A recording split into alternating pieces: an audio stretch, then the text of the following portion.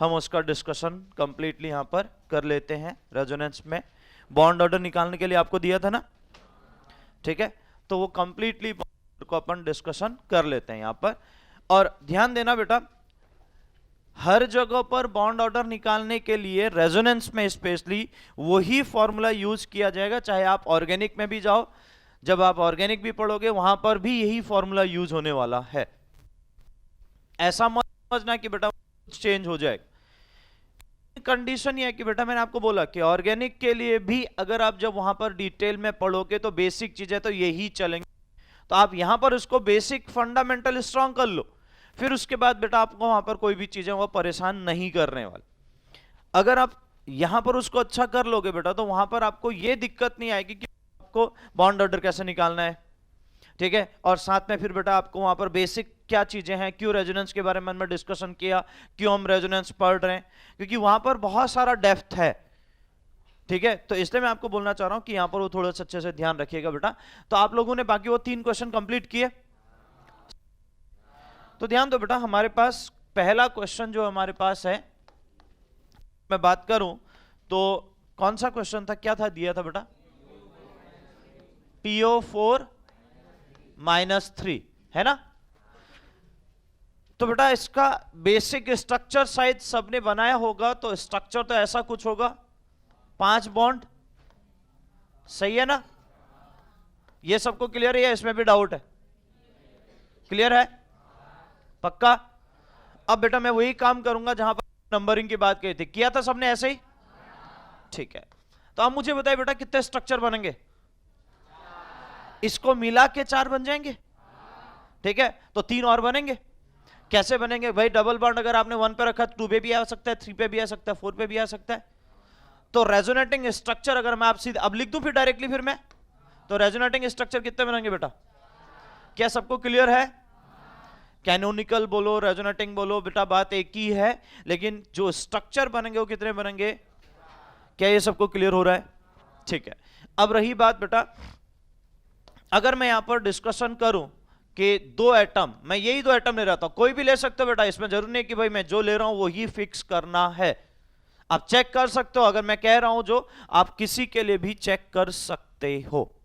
अगर मैंने ये पर्टिकुलर एटम लिया तो मुझे ये बताइए बेटा कि इस पर्टिकुलर कंडीशन में इस पोजीशन पे, यानी इस स्ट्रक्चर में वहां पर डबल बॉन्ड है, बाकी के 3 स्ट्रक्चर में सिंगल बॉन्ड आएगा, बात सही है। तो अगर मैं बॉन्ड ऑर्डर निकालूं तो bond order which is equal to कितना हो जाएगा, बाकी के 3 स्ट्रक्चर में 3 बॉन्ड हो जाएंगे सिंगल वाले, और 2 यहां पर, तो 5 हो जाएगा। और स्ट्रक्चर कितने हैं, तो ये हो जाएगा 5/4। तो बॉन्ड ऑर्डर क्या आएगा, बोलो 1.25। क्लियर है सबको, ठीक। नेक्स्ट दूसरा स्ट्रक्चर क्या दिया था बेटा, दूसरा कंपाउंड वाला आइंस ClO4-, सही है ना, क्लियर है। तो इसका स्ट्रक्चर भी अगर आप देखोगे बेटा तो इस टाइप से होगा कुछ, 3 double bond, 1 single bond O, सही है। अब मैं यहां से देखो, यहां पर नंबरिंग थोड़ा सा देखो, कर तो कहीं से भी सकते हो, लेकिन मैं यहां पर से कर लेता हूं क्योंकि ये कम है, 1 2 3 4, सही है, समझे। तो नेगेटिव चार्ज 1 पे आ सकता है, तो 2 पे भी पॉसिबल है, 3 पे भी पॉसिबल है, 4 पे भी पॉसिबल है। कितने रेजोनेटिंग स्ट्रक्चर बनेंगे, यहां पर भी 4 बनेंगे बेटा, क्या ये सबको क्लियर हो रहा है? ठीक है। तो 4 रेजोनेटिंग स्ट्रक्चर। अब अगर बेटा मैं बात यही करूं कि मुझे फिर से वही बात करनी है, देखो बेटा मैं आपको बार बार एक ही चीज समझाना चाहता हूं कि आप ये जो आपको कह रहा हूं ये कर किसी के भी सकते हो, कोई भी 2 एटम के लिए। जैसे यहां पर हमने 1 और फास्फोरस के लिए बात करी, आप इसके लिए बात कर लो, ये स्ट्रक्चर में सिंगल बॉन्ड है, बाकी के टोटल 4 स्ट्रक्चर है रेजोनेटिंग स्ट्रक्चर है।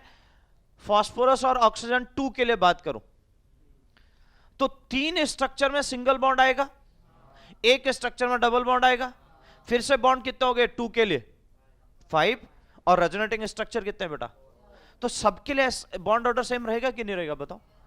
तो ये समझना बहुत जरूरी है, ध्यान देना जरूरी है, ताकि आपको ये कनेक्ट कर जाए। ये बात क्लियर हुई सबको, ठीक है। अब बेटा यहां ध्यान दो, रेजोनेटिंग स्ट्रक्चर 4। अब बॉन्ड ऑर्डर अगर मुझे कैलकुलेट करना है तो यहां वो सिंगल बॉन्ड है, बाकी 3 स्ट्रक्चर में डबल बॉन्ड होगा। ठीक है, तो बॉन्ड ऑर्डर हमारे पास क्या आ जाएगा बेटा, 7/4, कितना आ जाएगा 1.75। क्लियर है? ठीक है, नेक्स्ट हम आते हैं बेटा थर्ड कंडीशन। थर्ड क्या दिया था? ठीक है, SO4, ठीक, SO4 -2। तो स्ट्रक्चर कुछ ऐसा बना होगा बेटा हमारे पास, double bond O, double bond O, single bond O, negative charge, और single bond O, negative charge, ऐसा बना होगा। क्लियर है सबको? मैं फिर से नंबरिंग देता हूं बेटा, 1 2 3 4। सही है? अब मुझे बताइए बेटा कि यहां पर कितने स्ट्रक्चर बनेंगे?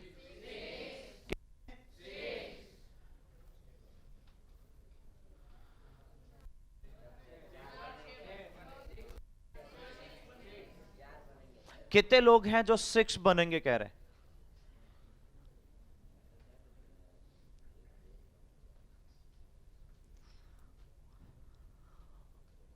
सिक्स रेजोनेटिंग स्ट्रक्चर वाले हैं ना ये सब लोग? ठीक, गुड। मतलब मैं ये बार बार इसलिए कहता हूं बेटा कि मेरे को इस वजह से ये चीजें समझ में आती हैं, बाकी लोग कुछ भी सोचे कि मेरी बातें पहुंच रही है और अच्छे से पहुंच रही है, फिर लोग कोई भी मुद्दा बनाए बेटा, जब आप तक ये बातें और आप अच्छे से कर सकते हो बेटा, फिर हर कोई कर सकता है। बताना चाह रहा हूं, ये जरूरी भी है। कभी कभी लोगों की आंखें खुली नहीं होती है बेटा, खोलना जरूरी होता है। तो ये समझा रहा हूं बेटा कि यहां से जो बातें आगे पास ऑन की जाती है ना, पॉइंट कुछ भी हो, लेकिन चीजें समझ में आ रही है, पता चल रहा है। क्यों? क्योंकि ये आंसर मैंने 11th में भी पूछा था, यहां तक कि मैंने 12th वालों से भी पूछा था बेटा, जब मैं आया था स्टार्टिंग में, उनने भी आंसर गलत दिया था। बिकॉज रीजन पता नहीं था या कंडीशन या कॉन्सेप्ट कनेक्ट नहीं किया था, तो ऑब्वियस है कि आंसर गलत ही आना है। और आप में से 90% स्टूडेंट ने आंसर सही दिया, इसका मतलब मेरी बातें सही से आप तक पहुंची हैं। तो फिर मैंने बोला कि पॉइंट कुछ भी हो, आप कुछ भी इस चीज को समझो। जो कहते हैं ना, जो वैल्यू समझता है, जो उस चीज को कनेक्ट कर पाता है कि भाई हाँ हमें कहां पर ले जाना है और कौन किस बेसिस पे वो हमें आके ले जा सकता है, वो परफेक्टली दिखता है। तो मैं बस इतना कहना चाह रहा हूं बेटा कि यहां पर एक बहुत इंपॉर्टेंट पॉइंट ये कि आप तक जो बातें पहुंची उसके बेसिस पे जिसने आंसर दिया कि भाई 6 हैं, तो इससे कंप्लीटली मैं कह सकता हूं कि चीजों में प्रॉब्लम क्या है कि जबरदस्ती कुछ भी करना है, कुछ भी सोचना है, that is the secondary part, कि बेटा वो मुद्दा बनेगा तो हम कुछ और सोचेंगे। लेकिन बात यह है कि बेटा चीजें साइड से 90% अगर बच्चों ने हाथ खड़े किए बेटा, तो मैं ये कह सकता हूं कि मेरे साइड से चीजें परफेक्टली पहुंच रही है। हमें कोशिश नहीं, हमें कुछ और ही सोचना है, दैट इज सेकेंडरी पार्ट। फिर हम क्या है, अपने रास्ते से भटकना बात फिक्स है, इसमें कोई डाउट नहीं है। फिर हम रास्ते से भटकना चाह रहे हैं और भटको, तो मुझे तो कोई दिक्कत नहीं आएगी। अगर आप इस रास्ते से भटकोगे तो आपको प्रॉब्लम बाद में दिखेगी, अभी दिखने वाली नहीं है।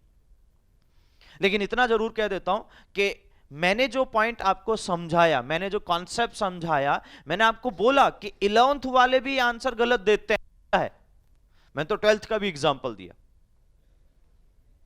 नॉट ओनली कि भाई मैं यहीं की बात कर रहा हूं, मैं यहां से पहले भी जहां पर था वहां पर भी ये चीज डिस्कशन करता था, वो लोग भी गलत आंसर देते थे।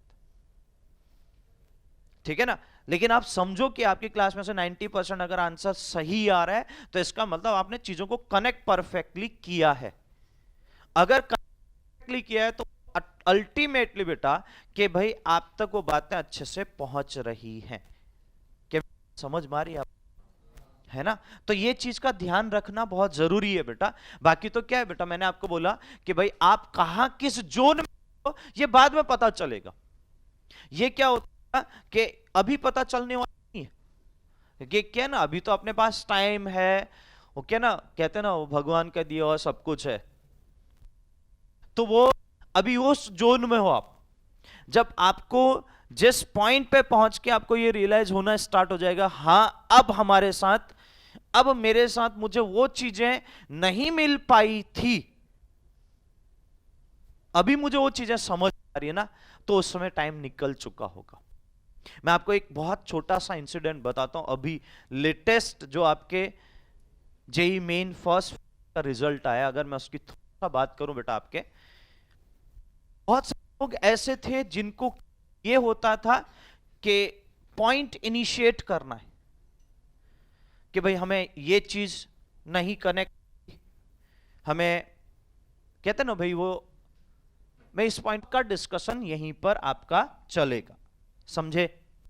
तो बस मैं इतना कहना चाह रहा हूं बेटा, देखो SO4, अब मैं इस पॉइंट पे एक मोस्ट इंपॉर्टेंट पॉइंट पे आना चाहता हूं, ध्यान दीजिएगा, फिर मैं इस टॉपिक को कंप्लीटली क्लोज करूंगा। SO4 -2 में आपके रेजोनेटिंग स्ट्रक्चर कितने बने बेटा? अब इसमें अगर किसी को कोई डाउट है तो मैं यहां पर लिख दे रहा हूं।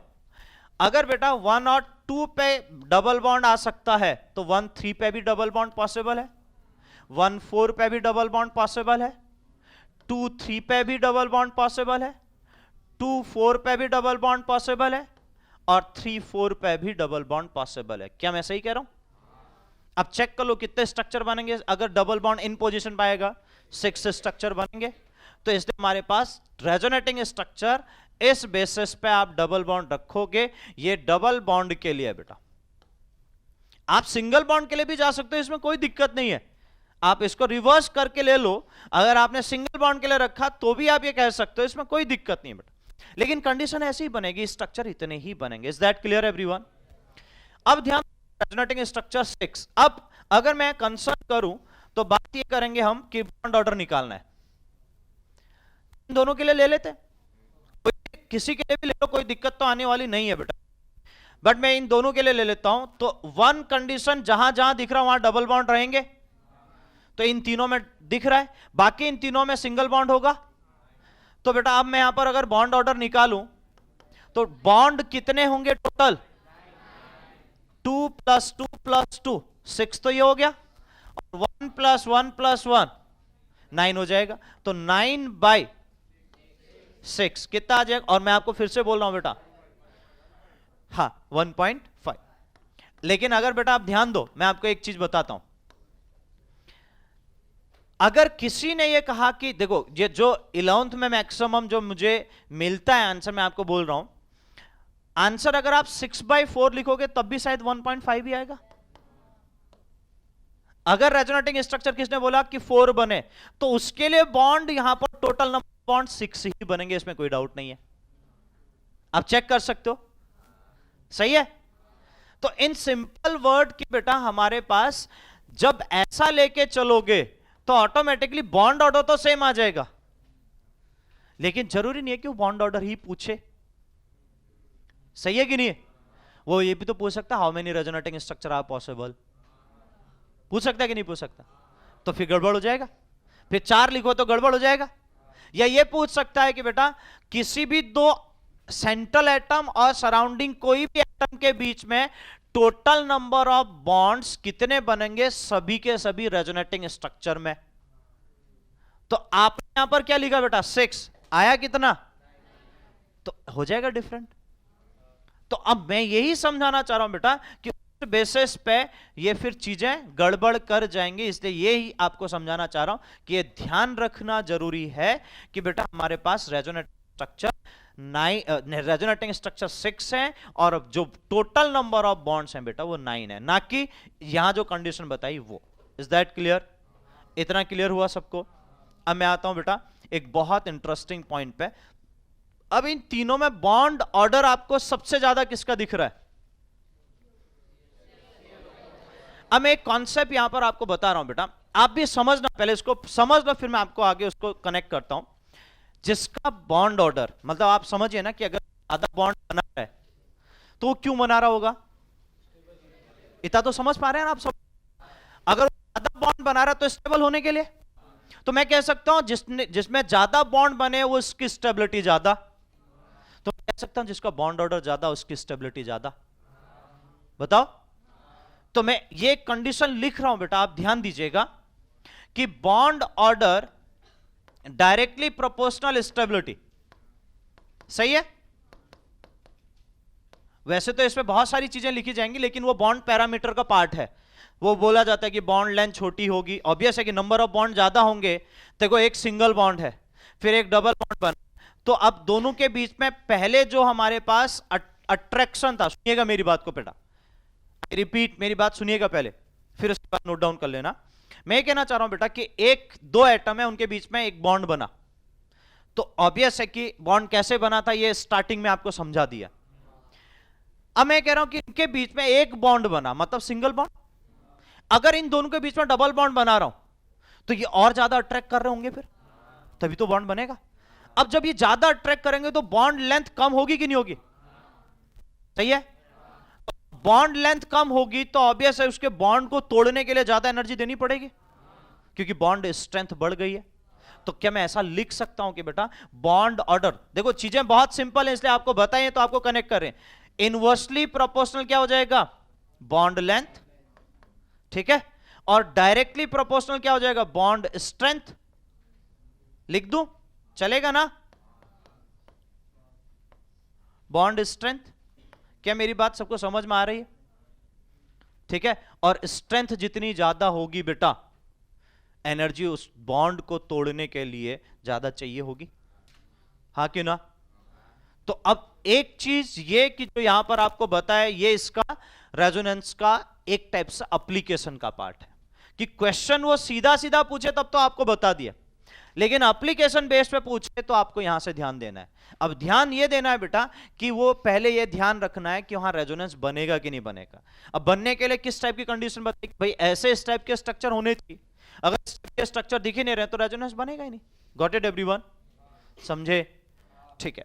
अब ध्यान दो बेटा, अगर आप इतना समझे तो मैं आपको अब रिलेट करना चाह रहा हूं। तीन हमने जो एग्जांपल यहां पर देखे हैं, मुझे बताइए सबसे ज्यादा बॉन्ड ऑर्डर किसका, तो स्टेबिलिटी उसकी ज्यादा होनी चाहिए, ठीक है। अब अगर हम बात करें बेटा, देखो स्टेबिलिटी का ऑर्डर,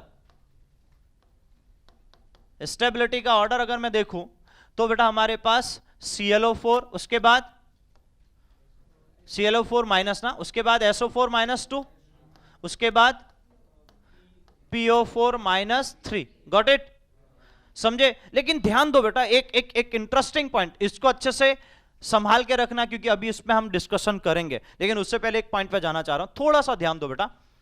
हमने ये बात कही कि भाई यहां पर आप कनेक्ट करिएगा बेटा बहुत अच्छे से, कनेक्ट करिएगा बहुत अच्छे से। अब ध्यान देना, इंटरेस्टिंग पॉइंट यह कि इसका रेजोनेटिंग स्ट्रक्चर आपने सब बनाए, तो मैंने इनको नंबरिंग दिया, मैं चलो नंबरिंग फिर से देता हूं, 1 2 3 4, सही है। जो मैंने बेसिक स्ट्रक्चर बनाया बेटा उसमें 3 4 पे नेगेटिव चार्ज रखा है, ठीक है। मैं बात करना चाहता हूं बेटा, अब आप कनेक्ट करिएगा, बहुत इंटरेस्टिंग पॉइंट है जो एम्स में क्वेश्चन पूछा गया है पहले, ठीक है, और यहां तक कि जेई में, पहले जेई में भी पूछा गया था यही क्वेश्चन जो मैं आपको बताने के लिए जा रहा हूं। है क्या बेटा, इस पूरे जोन में होता क्या है, अगर आप ध्यान दे रहे हो तो आप अब थोड़ा सा रिलेट करना सीखेगा। नेगेटिव चार्ज अगर 3 पे है तो 3 से जब वो ट्रांसफर हो रहा है दूसरे के साइड को, सपोज 1 में जा रहा है, 2 में जा रहा है कि नहीं जा रहा है। मैं जो बात कह रहा हूं ध्यान रखिएगा, इस स्ट्रक्चर पे फोकस करिएगा। नेगेटिव चार्ज 3 पे है, अगर वो 3 से ट्रांसफर हुआ 1 पे, सेम टाइम पे वो नेगेटिव चार्ज 4 वाला भी तो ट्रांसफर 2 पे हो सकता है। अगर 1 वाला 3 के साथ ट्रांसफर हुआ तो 4 वाला 2 के साथ ट्रांसफर हो सकता है सेम टाइम पे, बोलो हाँ कि ना। मतलब चार्ज का चेंज होना, वही उसी के बेसिस पे स्ट्रक्चर बनेंगे ना बेटा। तो चार्ज का चेंज होना, ये कंडीशन किस पे डिपेंड कर रहा है कि अगर नेगेटिव चार्ज आप 3 पे देख रहे हो, 3 से 1 पे ले जा रहे हो, उसी टाइम पे वो 4 वाला 2 पे भी तो जा सकता है। क्या ये पॉसिबल है कि नहीं है? मेरी बात समझ में आ रही कि नहीं आ रही बताओ, यस और नो। तो उस बेसिस पे होगा क्या, एक ही टाइम पे दोनों चार्ज क्या हो रहे हैं बेटा, जिसको हम कह रहे हैं शिफ्ट हो रहे हैं, इसको कहा जाता है डीलोकलाइज हो रहे हैं। डीलोकलाइज मतलब अपनी पोजीशन को छोड़ रहे हैं। मैंने एक वर्ड यूज किया था डीलोकलाइजेशन, किया था ना। तो वो अपनी पोजीशन क्या कर रहे हैं बेटा, छोड़ रहे हैं। अब अगर वो अपनी पोजीशन छोड़ रहे हैं तो ऑटोमेटिकली क्या होगा बेटा, अपनी पोजीशन पे दूसरी पोजीशन पे जाएंगे। तो अब ये कंटिन्यूअस अगर एक साथ चलते रहे, जिसमें हम रेजोनेंस हाइब्रिड की बात करते हैं, मैंने बोला था hybrid structure is the real structure, जो सर्कल वाला दिखाया था बेंजीन में। तो वो रियल स्ट्रक्चर जो बनेगा बेटा, हमें दिखेगा भाई, अगर वो 4 से 1 में ट्रांसफर हुआ या 3 से 1 में ट्रांसफर हुआ और हमारा 4 से 2 में ट्रांसफर हुआ, तो ऐसा भी तो हो सकता है सेम टाइम पे वो दूसरे पे भी ट्रांसफर होना स्टार्ट हो जाए। तो ये कंटिन्यूअस प्रोसेस चलती है, बोला एक कंटिन्यूअस प्रोसेस चलती है, मतलब delocalisation of a negative charge is completely variation, मतलब उनमें वेरिएशन आना स्टार्ट हो जाता है, जिसकी वजह से उसका रेजोनेंस हाइब्रिड जो है बेटा कुछ इस टाइप से बन जाता है। रेजोनेंस हाइब्रिड जो है बेटा वो कुछ इस टाइप से आपका बनते हुए दिखता है। इसको हाइब्रिड या रियल स्ट्रक्चर जो भी आप बोलो बेटा वो कह सकते हो। अंडरस्टूड? समझे? तो वो -2 चार्ज हम बाहर दिखा देते। और अब मैं क्या कहना चाह रहा हूं, मेरी बात को अब सुनिएगा। वो नेगेटिव चार्ज एक ही टाइम पे दो अलग अलग पोजीशन पे मूव कर रहा है।